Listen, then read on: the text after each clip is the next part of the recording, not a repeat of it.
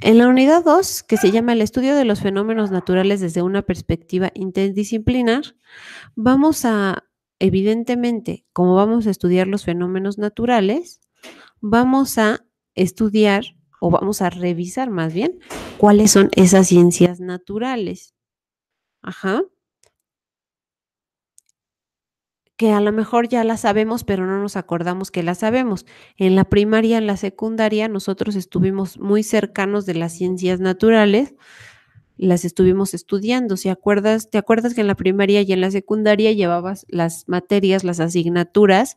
Por ejemplo, la biología, la geografía, eh, en la preparatoria llevabas, en la secundaria, perdón, llevabas física, química, biología también, ecología, seguramente llevaste en el tercer año o alguna de estas derivadas, em, y otras, ¿no? Otras ciencias naturales que estudiaban los fenómenos naturales o los fenómenos naturales, los que tienen que ver con las leyes de la naturaleza. Entonces, estas ciencias naturales, ahorita en esta semana 2 las vamos a estar revisando, vamos a estar viendo de qué se tratan. Y también nos vamos a seguir apoyando de las ciencias sociales. Ajá. Y ahora nos sale una palabra nueva que es esto de lo interdisciplinar. No sé si tú habías escuchado la palabra interdisciplinar. ¿Qué significará la palabra interdisciplinar? La palabra interdisciplinar se refiere a cuando una misma ciencia, un mismo fenómeno es estudiado desde varias perspectivas, que es lo que nosotros hemos estado haciendo en la semana uno. Por ejemplo, al cáncer que lo estudia la medicina, pero también lo puede estudiar la economía, eso se refiere a que hay un estudio interdisciplinar, ¿sí? Que las 2 disciplinas revisan de qué se trata el cáncer, cómo afecta a los enfermos, a la ciudadanía, a la población, a un país entero en su aspecto económico. De eso se trata lo interdisciplinar y eso lo vamos a seguir practicando esta semana. Ajá. También vamos a ver, eh, obviamente, que estos estudios interdisciplinares o cualquier estudio que tú quieras hacer sobre las ciencias, no lo vas a hacer así nada más como se te venga ocurriendo, sino que vas a usar algo que aquí quizá me faltó poner, vas a usar el método científico.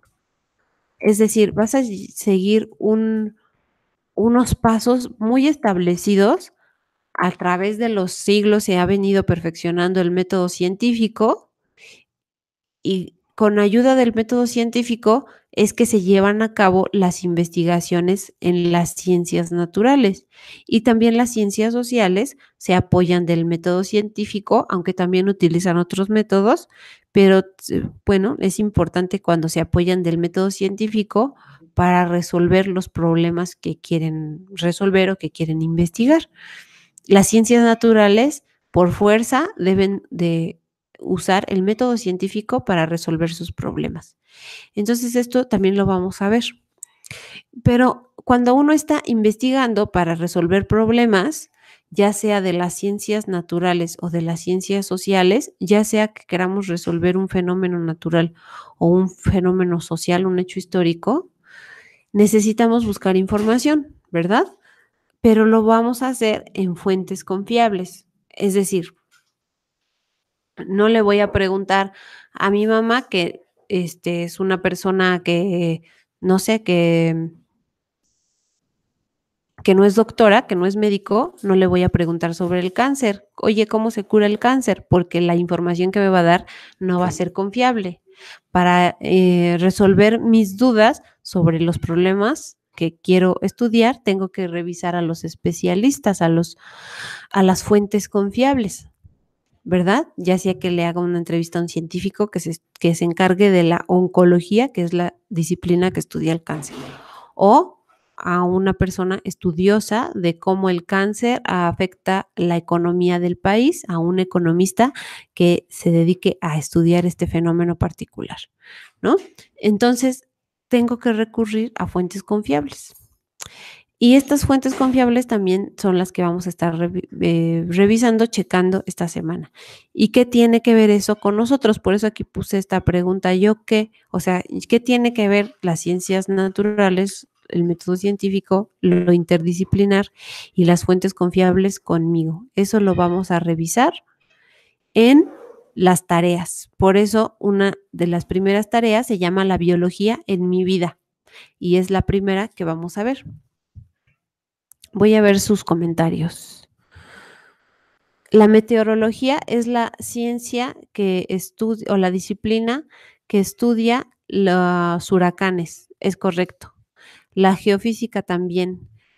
Es correcto. A las personas que pusieron la meteorología, Cristina, Sandra, Mireya y Claudia, gracias por su respuesta. Y bueno, los que se siguen sumando a la sesión, les agradezco también su presencia. Bueno, entonces la primera actividad integradora de esta semana o la actividad integradora 3 se llama la biología en mi vida y la actividad que sigue se llama un fenómeno natural. También vas a tener que resolver las actividades formativas, ciencia y biología. Y la actividad socioemocional que has estado realizando con ayuda de tu tutor o tu tutora. Por favor, si tienes algún problema con esta actividad, que no sepas cómo resolverla, comunícate. Bueno, si eres de mi grupo, particularmente del grupo 23, por favor, me escribes, ¿sí? ¿Por qué te estoy diciendo esto si eres de mi grupo, del grupo 23? Porque no he visto que la tutora a mi grupo, al grupo 23, les haya compartido alguna información sobre la actividad socioemocional. Entonces, como que tengo la duda si se está resolviendo esa tarea. Así que si no la estás resolviendo, si eres de mi grupo, por favor, escríbeme y vamos a ver cómo te apoyamos para que la puedas resolver, ¿ok? Los demás grupos seguramente su tutora ya les mandó una indicación para resolver la actividad socioemocional, ya sea que les invitó a la sesión síncrona o les envió algún material. Entonces ahí ustedes ya sabrán resolver esa tarea, ¿ok? Bueno. Muy bien. Entonces, ¿te acuerdas que hemos estado utilizando la mochila para resolver nuestras actividades? ¿Verdad? Ahí viene un material de apoyo muy lindo que yo te he venido compartiendo. Entonces, ahorita si tú revisas la descripción del video, vas a encontrar em, el material de apoyo o la mochila para que puedas acceder. Mira, aquí te estoy poniendo la descripción del video. Aquí arriba está el video, ¿no? El video donde estamos en la sesión síncrona. Y abajo de la descripción, aquí a veces se ve así. Tú le das clic aquí donde dice mostrar más y se ve el enlace a la mochila, que es el recurso que yo te he compartido para que tú puedas acceder a los recursos de apoyo que preparo con mucho cariño, con mucho gusto para que tú los puedas utilizar. Entonces, tú le das clic a la mochila y te va a aparecer la siguiente información. Permíteme. Te va a aparecer esta información, ¿verdad? Que es la mochila. Aquí ya vienen los archivos que utilizamos en la semana 1.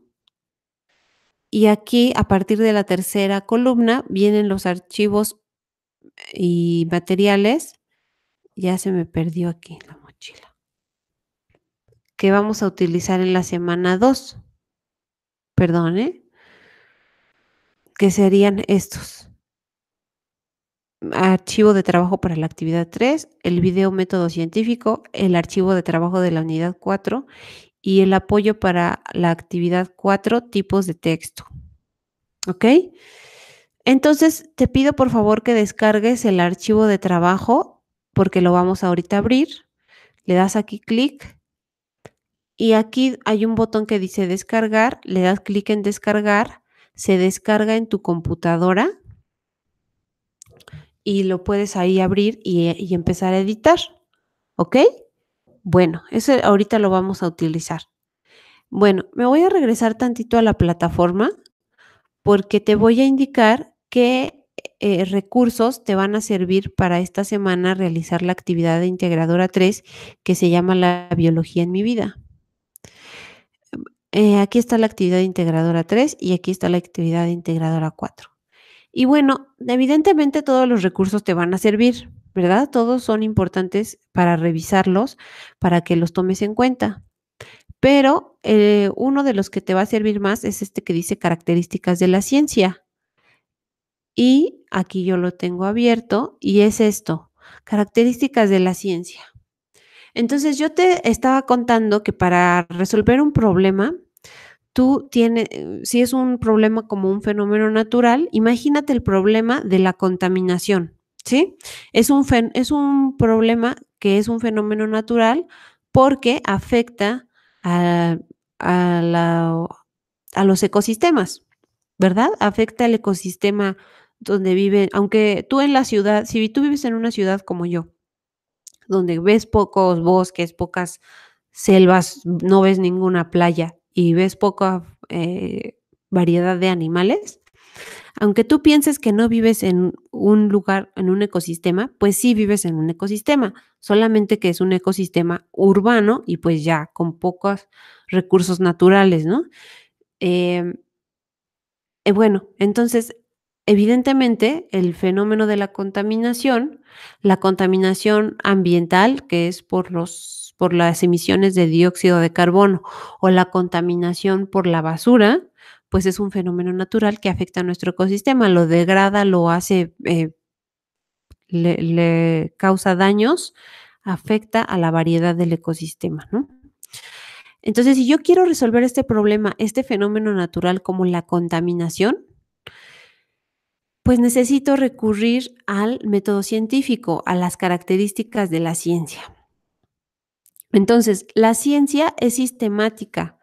Dice aquí, debe aplicar y respetar ordenadamente las etapas que establece el método científico. Te decía yo que se utiliza el método científico, es decir, la generación del conocimiento debe ser muy ordenada.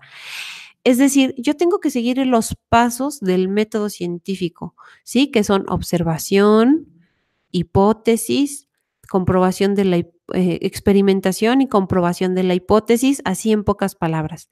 Ya tú los revisarás con más detalle cuando estés revisando los recursos de la semana. Pero entonces yo debo de seguir por fuerza estos pasos: observación, hipótesis, experimentación y comprobación de la hipótesis. Si yo no sigo estos pasos así, me va a salir mal mi investigación y por ende no voy a llegar a los resultados para resolver mi problema. Entonces yo debo de seguir esos pasos sistemáticamente. A eso se refiere con sistemático, que debo de seguir ordenadamente los pasos sin saltarme ninguno y sin inventar más pasos. Debe de ser la ciencia metódica también, es decir, debo de aplicar el método científico, ¿sí? No debo de hacerlo nada más al tanteo, nada más como se me viene ocurriendo y sin consultar, investigaciones previas.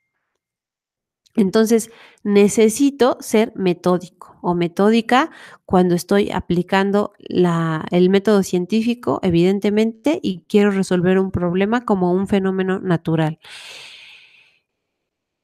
Debo de ser objetiva o debe de ser la ciencia objetiva, es decir, debo de tratar de encontrar la verdad de los fenómenos, ¿verdad?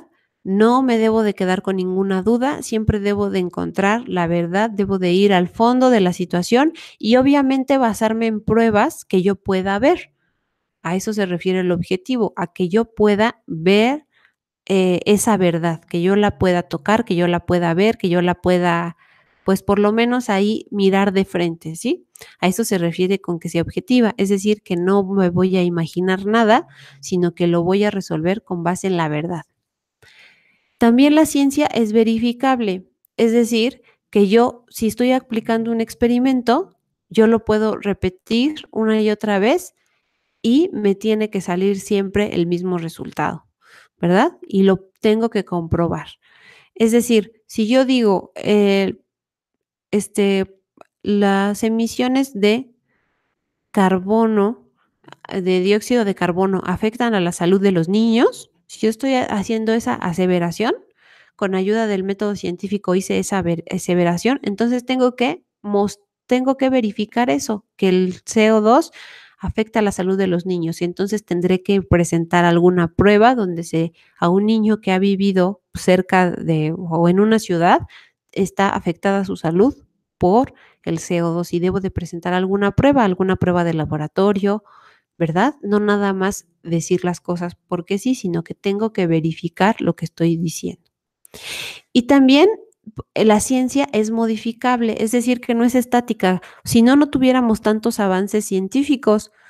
Si no, no tuviéramos la evolución de las computadoras como eran antes gigantes y ahora que son tablets y teléfonos inteligentes. Si la ciencia no se pudiera modificar o perfeccionar, no habría esos avances, esos nuevos descubrimientos. Entonces, igual en la medicina no habría esa efectividad de los tratamientos médicos que hay, que antes se tardaba uno en curarse, de ciertas enfermedades mucho tiempo o no había cura, y ahora ya hay cura para enfermedades, o la cura es más rápida y con menos daños al cuerpo, con menos efectos secundarios.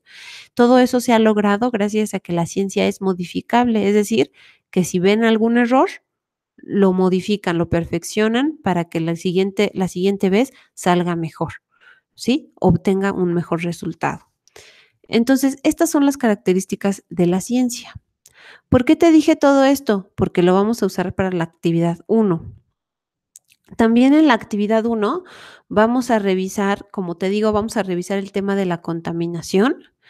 Entonces vamos a apoyarnos de la ciencia que estudia principalmente el fenómeno de la contaminación, que sería la biología. ¿Por qué? Porque te decía yo que la contaminación afecta a los ecosistemas y por eso es un fenómeno natural. Entonces, los ecosistemas son lugares, pues sí, sistemas, por eso se llaman ecosistemas, son sistemas, son extensiones de territorio o lugares, o ya sean lugares microscópicos o lugares grandes, en donde habitan seres vivos. Esa es una de las características de los sistemas, que los elementos que lo conforman son seres vivos. Entonces, los seres vivos son los animales, las plantas y otros seres vivos, ¿no? Bueno, esos animales y esas plantas se ven afectadas por la contaminación. Entonces, como la biología estudia a los seres vivos, pues la contaminación también va a estar estudiada por la biología, porque afecta a los seres vivos, afecta a los ecosistemas. Y hay muchas ramas de la biología, ¿verdad? Quizá en las primaria, secundaria, solamente vimos a los seres vivos como los seres humanos, ¿no? Cómo crecen los seres humanos, los tipos de ecosistemas que hay, las selvas, los bosques, las tundras, etcétera. Quizá también vimos algo de biología celular, vimos a través del microscopio cómo eran las células, cómo interactuaban unas células con otras, ¿verdad? Pero no conocemos todas las ramas de la biología. Aquí, en este recurso, biología de la semana 2, tú puedes ver todas las ramas de la biología. La biología celular, que es la que se encarga de estudiar las células, la zoología, que estudia a los animales, el comportamiento de los animales, su salud, etcétera. Los que son veterinarios estudian zoología, por ejemplo. La microbiología, que es, a ver, ¿qué dice acá? A ver si está la microbiología. Investiga los microorganismos, los seres vivos unicelulares de tamaño muy reducido, solo visibles a través de un microscopio, como las bacterias, las arqueas, los protozoos y los virus, o sea, más chiquitos que una célula. Hay otra parte de la biología que estudia lo más pequeño, lo que es menor que una célula. La genética, que ahorita está en boga, ¿no? Los estudios genéticos, los estudios del genoma, de cómo modificar o cómo a través del estudio de la genética se pueden predecir algunas enfermedades o se pueden modificar algunos genes para que no padezca ciertas enfermedades, etcétera. es otra rama de la biología. La fisiología, que es el estudio de los órganos del cuerpo, ¿verdad? Cómo interactúan los órganos en sí, en el sistema del cuerpo. La biología del desarrollo, que vamos a ver, estudia los procesos celulares que se presentan en el desarrollo de un nuevo organismo producto de la reproducción sexual. Y eso también es algo que ahorita está muy en boga, ¿no? Cómo personas que buscan embarazos, pues recurren a la biología del desarrollo para que estos se den, ¿verdad?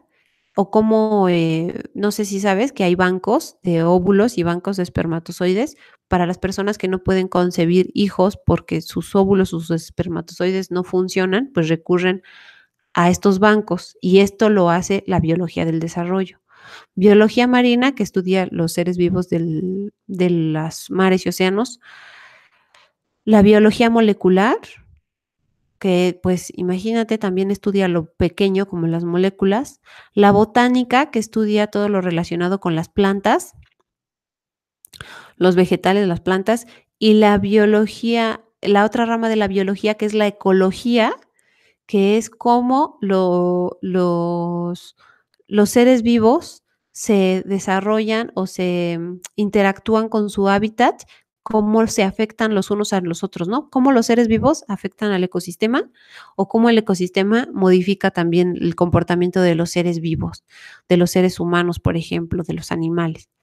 Entonces, estas son las ramas de la biología. Seguramente hay más que no nos pusieron aquí, pero es interesante y seguramente algunos de ustedes están muy interesados en estos temas. Yo estoy segura porque siempre hay muchas personas interesadas en esto que se benefician mucho de haberlo revisado ahorita.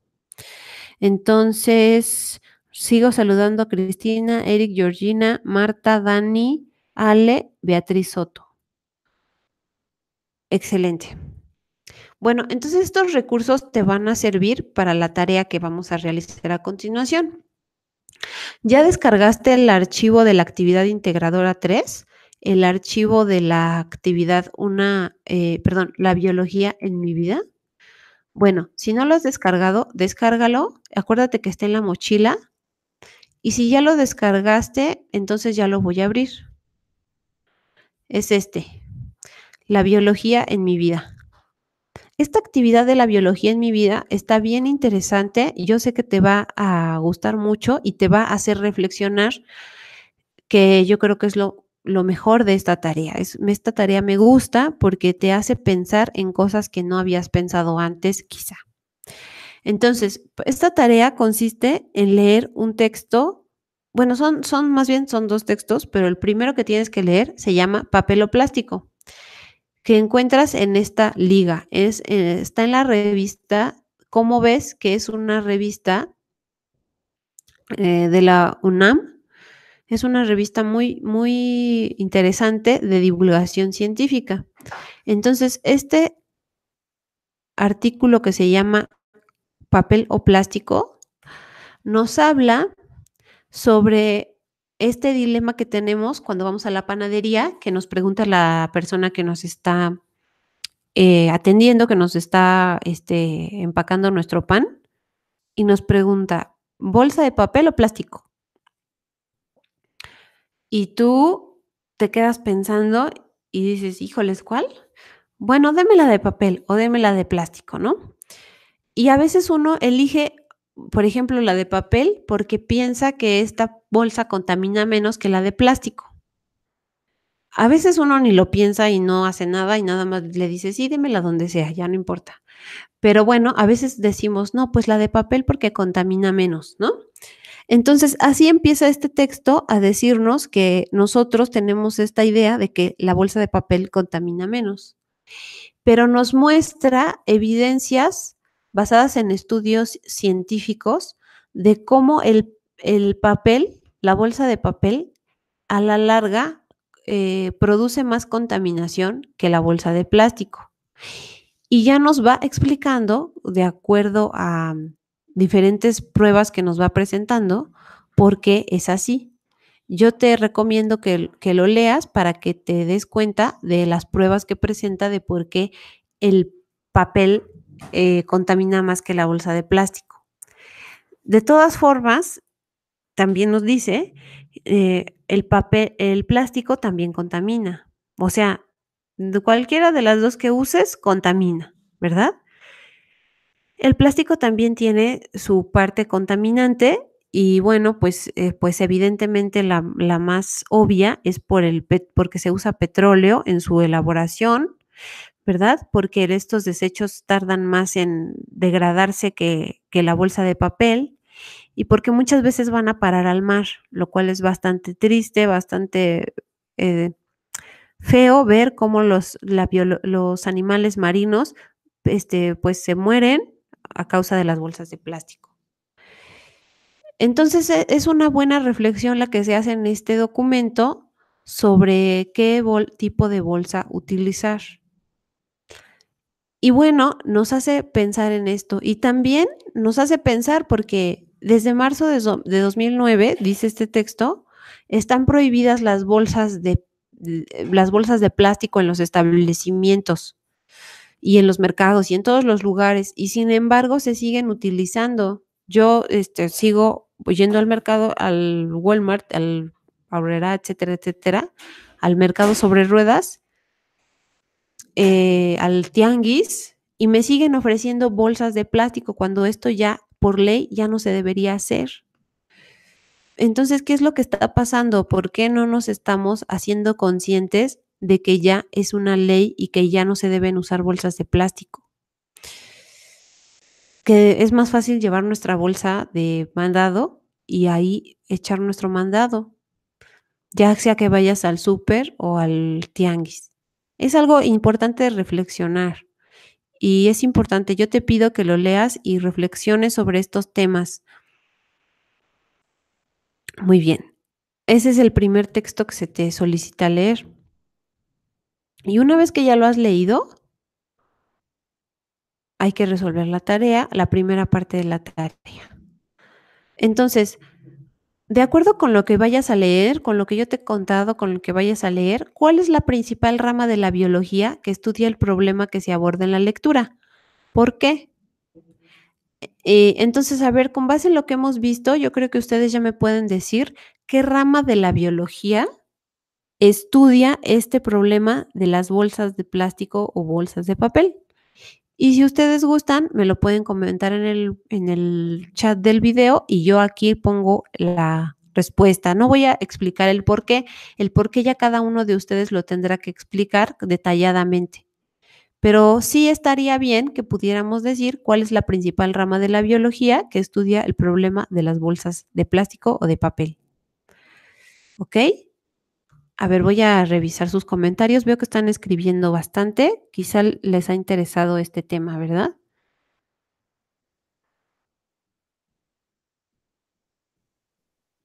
Em, la ecología, exactamente. La ecología es la rama principal de la biología que estudia el tema de las bolsas de plástico o papel. Y entonces ustedes ya explicarán por qué la ecología estudia esto. Y bueno, dirán porque se relaciona con la interacción de los seres vivos con su entorno. Los seres vivos seríamos nosotros y nosotros los seres humanos y nuestras bolsas de plástico y papel. Y el entorno pues es nuestro medio ambiente al que contaminamos. Ustedes explicarán eso con más detalle, con sus propias palabras, de manera bien argumentada, ¿ok?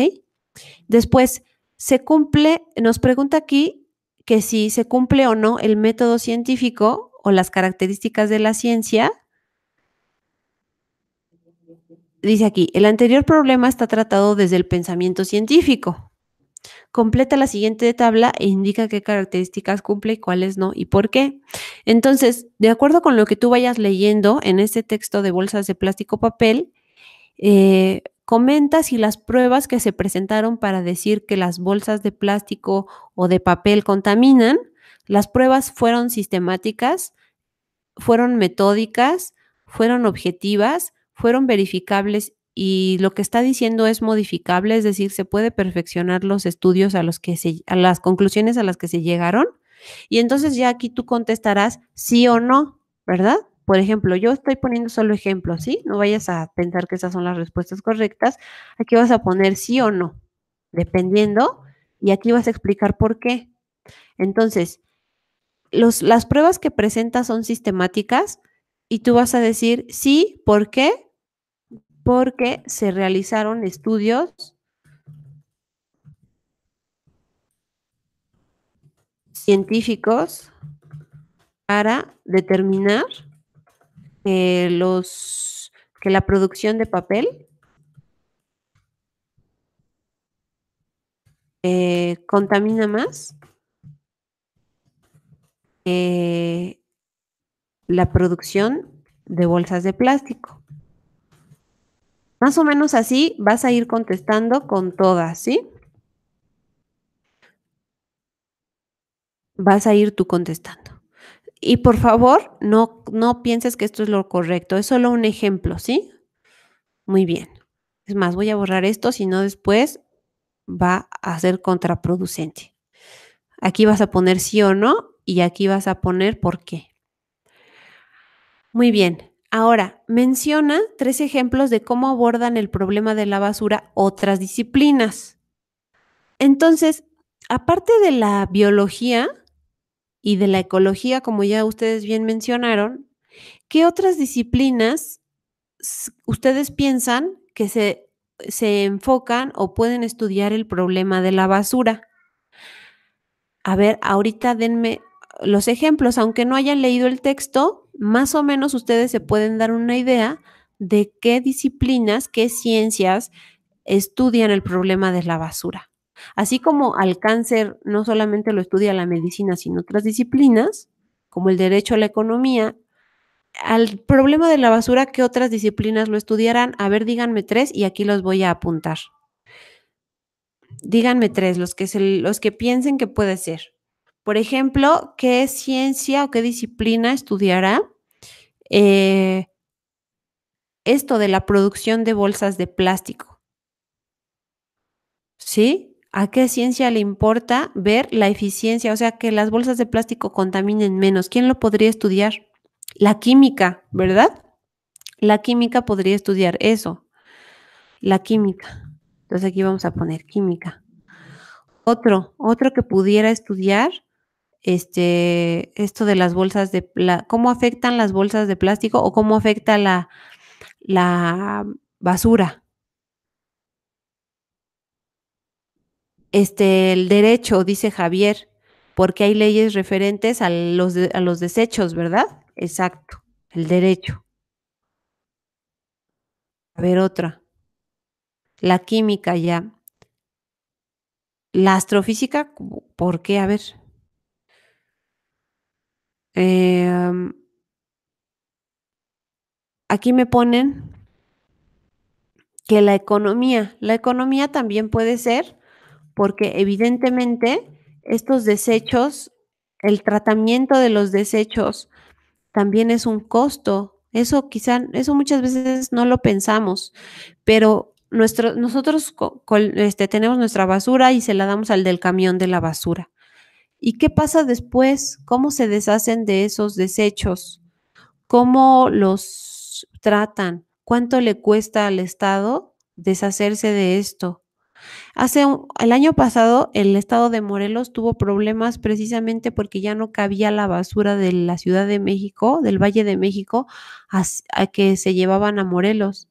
Había problemas por esto, problemas económicos, porque ya no alcanzaba el dinero para el traslado de la basura. Evidentemente, también la economía tiene que ahí revisar este tema. Muy bien, ya, y ustedes ya explicarán por qué. Acuérdense que esto es em, explicar por qué, ¿no? Bueno, aquí, por ejemplo, yo voy a poner la química porque estudia la elaboración de las bolsas de plástico por los polímeros, ¿no? Por el petróleo que se utiliza, etcétera. Muy bien. En el paso 5 se nos pide leer la nota que dice la basura de ti. que es otra notita rápida es más cortita que el primer texto y también es igual de interesante. Y este es de Greenpeace. Ustedes saben que Greenpeace es una organización no gubernamental que su principal objetivo, bueno, pues es proteger el medio ambiente, ¿no? Los seres vivos y los ecosistemas. A veces tienen éxito y a veces no tienen tanto éxito. A veces lo hacen de manera pacífica y a veces se pasan un poco, ¿no?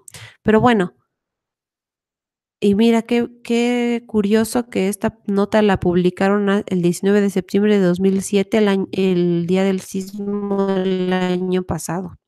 En fin, esta nota se llama ¿Qué dice tu basura de ti? Y en esta nota se nos hace ver también este tema que yo te había contado de los desechos. Uno genera muchos desechos todos los días, pero uno se desentiende ya de lo que pasa después con la basura. Ya, dice: "Ay, bueno, ya, pues, ya se la lleva el del camión, felicidades". Pues no, hay que también ser conscientes de qué pasa después con la basura, qué hacen con ella. Algunos las utilizan para el relleno sanitario y otras las queman, ¿no? Quemar la basura es lo más contaminante que puede suceder al planeta, porque muchísima de nuestra basura está constituida por materiales tóxicos como el plástico. Y entonces quemar la basura no es la mejor solución para deshacerse de los desechos. Quizá ya no los vemos físicamente, pero en la atmósfera están en forma de contaminantes, y los contaminantes son los que respiramos todos los días. Entonces, la materia no se crea ni se destruye, solo se transforma. Pues hay que ver que se transforme en algo menos dañino de lo que ya era antes, ¿no? Como la basura. También te invito a que revises este texto y reflexiones sobre el tratamiento que se les da a los desechos. Entonces, una vez que hayas revisado ese texto, hay que contestar las otras preguntas de la tarea, las 6 y las 7 y ya. Las 6, en un párrafo de al menos 8 líneas, responde a la siguiente pregunta. ¿Qué similitudes y diferencias encuentras entre la postura de los autores de los 2 textos?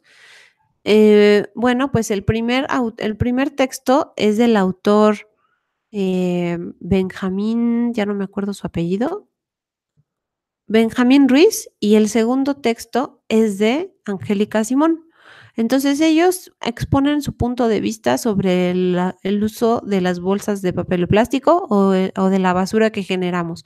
¿En qué se parecen y en qué se diferencian estos autores, lo que ellos opinan sobre la basura? Explícalo aquí, por favor, en una extensión de 8 líneas. Y luego concluye tu actividad respondiendo en media cuartilla de 10 a 15 líneas. ¿Cómo crees que afecta este problema en tu vida diaria? El problema de la basura, ¿cómo te afecta a ti? ¿O tú cómo afectas a la basura? ¿O cómo afectas al medio ambiente? Hay que verlo desde esos puntos de vista, ¿no? No solamente que la basura sea un problema para mí, sino yo también cómo contribuyo a generar basura y qué estoy haciendo al respecto. Todo eso te va a dar mucho que pensar y lo puedes contestar de 10 a 15 líneas, ¿ok?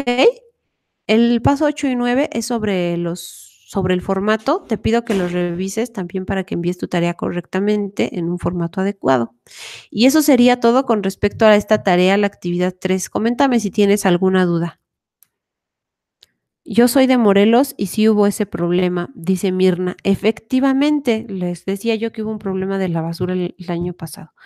Hola, profesora, soy del grupo 173 OMIS. Agradezco de antemano su ayuda, pues en mis actividades siempre estoy siguiendo sus indicaciones.